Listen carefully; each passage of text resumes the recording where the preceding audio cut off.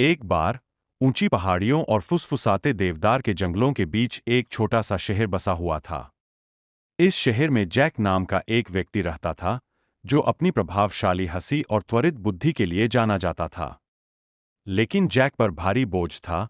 वह सबसे अधिक नशे का आदी व्यक्ति था जिसे किसी ने कभी देखा था।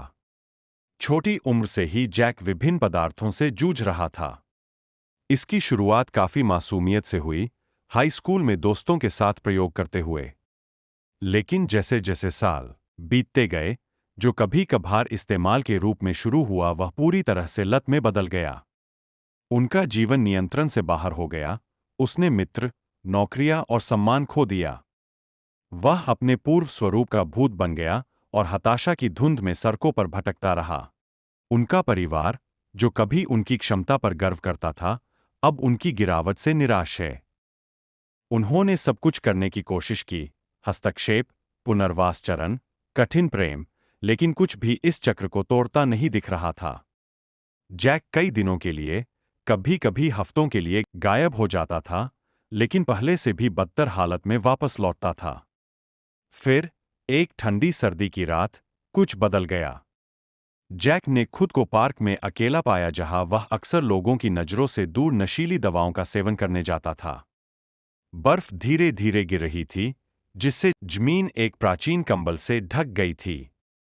वह पूरी तरह से हारा हुआ महसूस करते हुए एक बेंच पर बैठ गया। तभी एक आवारा कुत्ता उसके पास आया।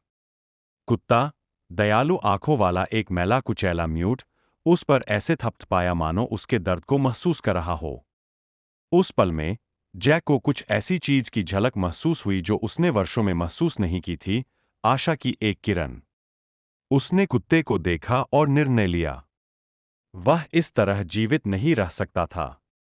वह बदलना चाहता था, न केवल अपने लिए बल्कि इस प्राणी के लिए जिसने उस पर अप्रत्याशित दया दिखाई थी। अगली सुबह जैक एक बार फिर अपने परिवार के पास पहुंचा। इस बार उन्होंने सावधानी से उसे एक मौका दिया, उसे एक नए पुनर्वास कार्यक्रम की ओर निर्देशित किया जो न केवल डिटॉक्स पर बल्कि एक सार्थक जीवन के पुनर्निर्माण पर केंद्रित था। जैक ने इस अवसर को एक दृढ़ संकल्प के साथ स्वीकार किया जिसके बारे में उसे नहीं पता था कि यह उसके पास है। यह आसान नहीं था। वापसी पीड़ादायक थी और लालसा निरंतर थी। लेकिन जैक ने दिन ब दिन अपने परिवार, रिकवरी में नए मिले दोस्तों और उस आवारा कुत्ते के प्रति बिना शर्त प्यार का समर्थन किया, जिसका नाम उसने लकी रखा था। महीने बीत गए।